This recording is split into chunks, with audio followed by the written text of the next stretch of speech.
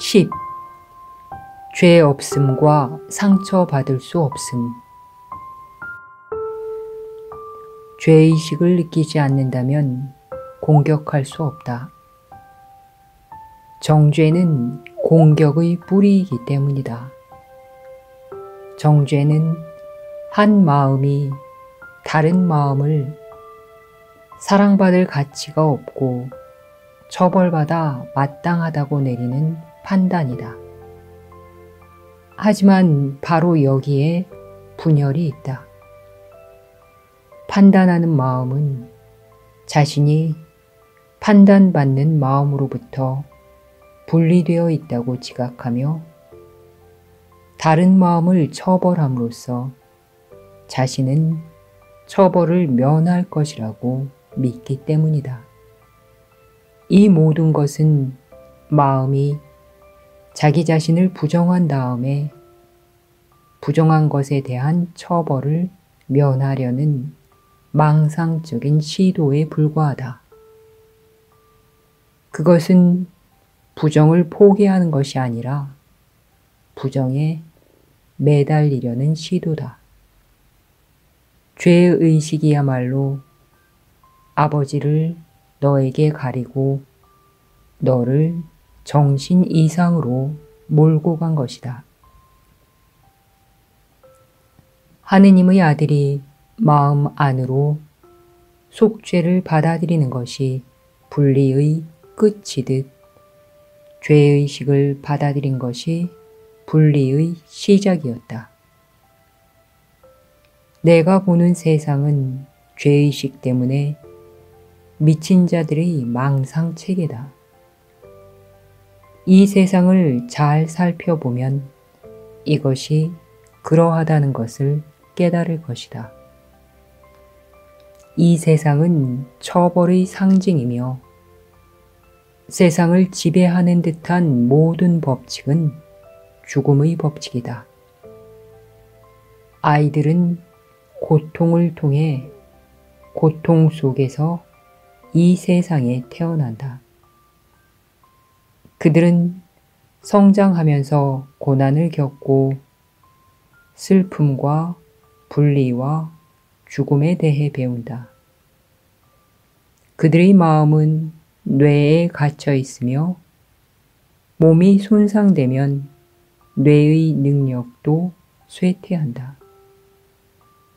그들은 사랑하는 듯하지만 버리고 버림받는다. 그들은 사랑하는 것을 잃는 듯이 보이는데 아마도 이는 가장 정신 나간 믿음일 것이다. 그리고 그들의 몸은 시들어 간신히 숨을 잇다가 땅에 눕혀져 더 이상 없는 듯하다. 그들 가운데 하느님이 잔인하다고 생각하지 않은 자는 단 한 명도 없었다. 만약 이것이 실제 세상이라면 하느님은 정녕 잔인하시리라. 어떤 아버지도 자식에게 구원의 대가로 이런 일을 겪게 하면서 여전히 사랑한다고 할 수는 없기 때문이다. 사랑은 구원하기 위해 죽이지 않는다. 만약 그렇다면 공격이 곧 구원이겠지만 이것은 하느님의 해석이 아닌 에고의 해석이다. 오로지 죄의식의 세상만이 그런 것을 요구할 수 있으니 오로지 죄의식을 느끼는 자들만이 그런 것을 상상할 수 있기 때문이다.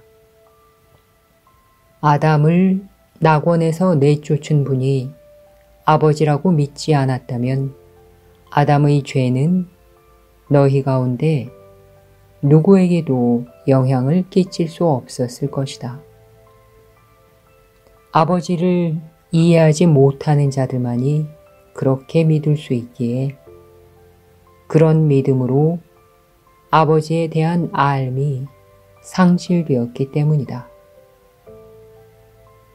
이 세상은 과연 하느님의 아들이 십자가에 못 박힌 그림이다. 내가 하느님의 아들이 십자가에 못 박힐 수 없음을 깨닫기 전에는 이러한 세상을 볼 것이다. 하지만 내가 하느님의 아들이 죄가 없다는 영원한 사실을 받아들이기 전에는 이것을 깨닫지 못할 것이다. 그는 오로지 사랑만을 주었기에 오로지 사랑만을 받을 자격이 있다. 그는 결코 정죄한 적이 없기에 정죄받을 수 없다. 속죄는 그가 배워야 할 마지막 레슨이다. 속죄는 그가 결코 죄를 지은 적이 없기에 구원이 전혀 필요 없음을 가르치기 때문이다. 성령은 모든 훌륭한 교사들의 목표를 공유한다고 오래전에 말한 적이 있다. 그들의 궁극적인 목적은 학생들에게 그들이 아는 것을 다 가르쳐 주어서 그들 자신을 필요 없게 만드는 것이다. 성령은 오로지 이것만을 뜻한다. 아들을 향한 아버지의 사랑을 공유하는 성령은 아들의 마음에서 죄의식을 전부 제거하여 그가 아버지를 평화 속에서 기억하기를 뜻하기 때문이다. 평화와 죄의식은 정반대이며 아버지는 오로지 평화 속에서만 기억될 수 있다. 사랑과 죄의식은 공존할 수 없으며 그중 하나를 받아들이는 것은 다른 하나를 부정하는 것이다. 죄의식은 하느님 아들의 결백함을 부정하며 따라서 너의 시야에서 그리스도를 가린다. 내가 만든 이 이상한 세상에서 하느님의 아들은 과연 죄를 지었다. 그렇다면 내가 그를 어떻게 볼 수 있겠는가? 그를 보이지 않게 만듦으로써 내가 받아들인 죄의식의 먹구름 속에 보복의 세상이 생겨났으며 너는 그 세상을 소중히 여긴다. 그리스도의 결백함은 에고는 결코 없었고 결코 있을 수도 없다는 증거다. 에고는 죄의식이 없이는 생명을 가질 수 없고 하느님의 아들에게는 죄의식이 없다. 내가 말한 대로 너 자신을 돌아보고 너의 행위를 정직하게 판단할 때 너에게 어떻게 죄가 없을 수 있는지 의심하려는 유혹을 받을 수도 있다. 하지만 다음에 대해 잘 생각해보라. 너는 시간 안에서는 죄가 없지 않지만 영원 안에서는 죄가 없다. 너는 과거에 죄를 지었지만 과거란 없다. 항상에는 방향이 없다. 시간은 한 방향으로 흘러가는 듯이 보이지만 내가 시간의 끝에 도달하면 마치 내 뒤의 과거를 따라 깔아놓은 긴 카펫처럼 둘둘 말려 사라질 것이다. 하느님의 아들에게 죄가 있다고 믿는 한 너는 그 카펫이 죽음에 이른다고 믿으면서 그것을 따라 걸을 것이다. 그 여정은 길고 잔인하고 무의미해 보일 것이니 그것은 본래 그러하기 때문이다. 하느님의 아들이 자신에게 떠나게 한 여행은 참으로 어리석지만 아버지가 아들에게 떠나게 하시는 여행은 해방과 기쁨의 여행이다. 아버지는 잔인하지 않으시며 아들은 자기 자신을 해칠 수 없다. 그가 두려움에 떨며 보는 보복은 결코 그를 해칠 수 없을 것이다. 비록 그가 보복을 믿을지라도 성령은 그것이 참이 아님을 알기 때문이다. 성령은 시간의 끝에 서 있으며 너도 분명 그곳에 있다. 성령은 너와 함께 있기 때문이다. 성령은 하느님의 아들에게 합당치 않은 모든 것을 항상 무효화해 왔다. 그것은 하느님이 성령에게 주신 사명이었기 때문이다. 그리고 하느님이 주시는 것은 항상 존재해 왔다. 하느님의 아들에게 죄가 없음을 배울 때 너는 나를 볼 것이다. 그는 항상 자신의 죄 없음을 구해왔으며 그것을 이미 발견했다. 누구나 자신이 만든 감옥에서 벗어나려고 하며 해방을 찾을 길은 그에게 부정되지 않기 때문이다. 그 길은 그의 내면에 있기에 그는 그것을 이미 발견했다. 그가 언제 그 길을 발견할 것인지는 단지 시간 문제일 뿐이지만 시간은 단지 환상에 불과하다. 하느님의 아들은 지금 죄가 없으며 그의 눈부신 순수함은 손상되지 않고 하느님의 마음 안에서 영원히 빛나기 때문이다. 하느님의 아들은 항상 그가 창조된 그대로일 것이다. 너희 세상을 부정하고 그를 판단하지 말라. 그의 영원한 죄 없음은 아버지의 마음 안에 있으면서 그를 영원히 보호하기 때문이다. 내가 스스로 속죄를 받아들였을 때 하느님의 아들은 죄가 없음을 깨달을 것이다. 오로지 그를 죄 없다고 볼 때만 너는 그의 하나인 상태를 이해할 수 있다.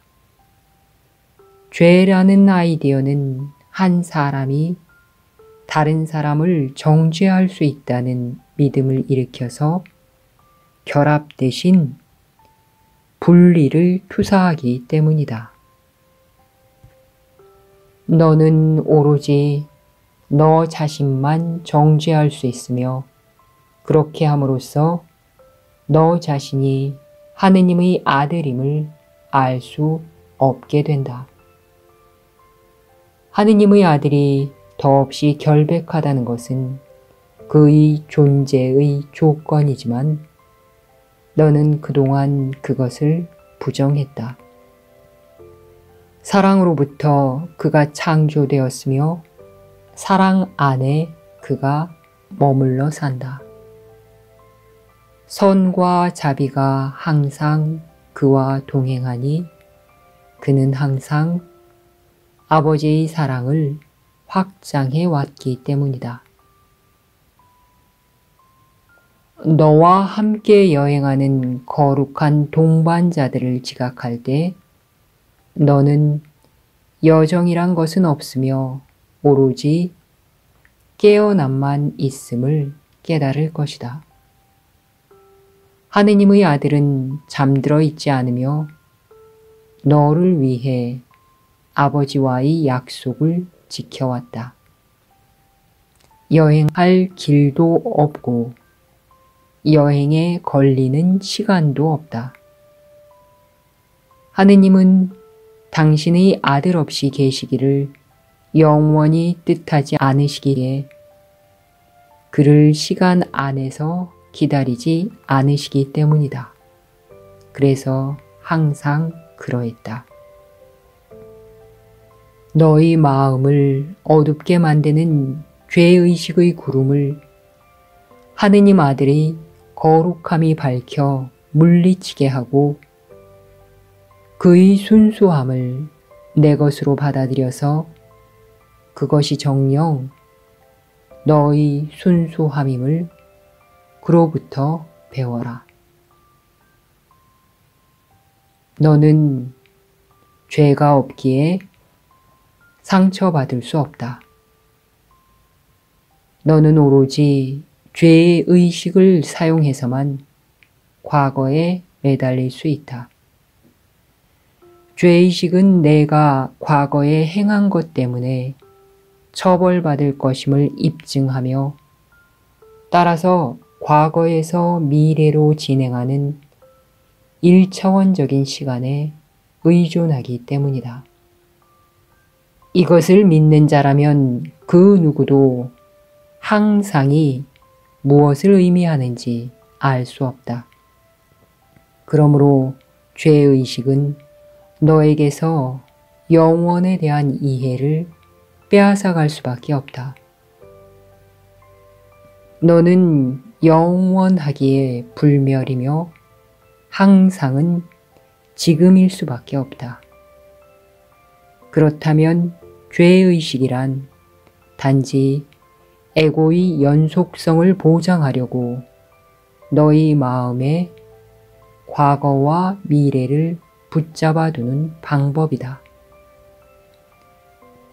과거에 있던 것이 미래에 처벌받는다면 에고의 연속성이 보장되기 때문이다.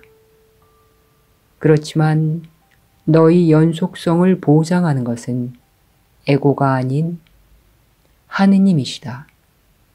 불멸은 시간의 반대다. 시간은 지나가 버리지만 불멸은 끊임없이 계속되기 때문이다. 속죄를 받아들이는 것은 불멸이 정녕 무엇인지 가르쳐준다. 너 자신의 죄 없음을 받아들임으로써 과거는 결코 없었고 따라서 미래도 불필요하다는 것을 배우기 때문이다. 시간 안에서 미래는 항상 죄 갚음과 관련되며 오로지 죄의식만이 죄 갚음이 필요하다는 느낌을 일으킬 수 있다. 그러므로 하느님 아들의 죄 없음을 너희 것으로 받아들이는 것은 하느님이 당신의 아들과 그의 진정한 정체를 너에게 일깨워 주려고 사용하시는 방법이다. 하느님은 결코 당신의 아들을 정죄하지 않으셨으며 그는 죄가 없기에 영원하다. 죄의식을 실제화한 다음에 속죄하는 방법으로는 죄의식을 몰아낼 수 없다. 이것은 에고의 계획으로서 에고는 죄의식을 몰아내는 대신에 그런 계획을 제공한다. 에고는 공격이 곧 구원이라는 미친 개념에 완전히 사로잡혀서 공격을 통한 속죄를 믿는다. 죄의식을 애지중지하는 너 또한 이것을 믿고 있음에 틀림없다. 왜냐하면 에고와 동일시하지 않고서야 원하지도 않는 것을 어찌 그리 소중히 여길 수 있겠는가. 에고는 내가 유죄이니 너 자신을 공격하라고 가르치며 이것은 죄의식을 가중시킬 것이다. 왜냐하면 죄의식은 공격의 결과이기 때문이다. 그렇다면 에고의 가르침에는 죄의식에서 탈출할 길이 전혀 없다. 공격은 죄의식을 실제화하며 만약 죄의식이 실제한다면 그것을 극복할 수 있는 길은 전혀 없기 때문이다. 성령은 죄의식이 결코 존재한 적이 없음을 그저 조용히 인식함으로써 죄의식을 물리친다.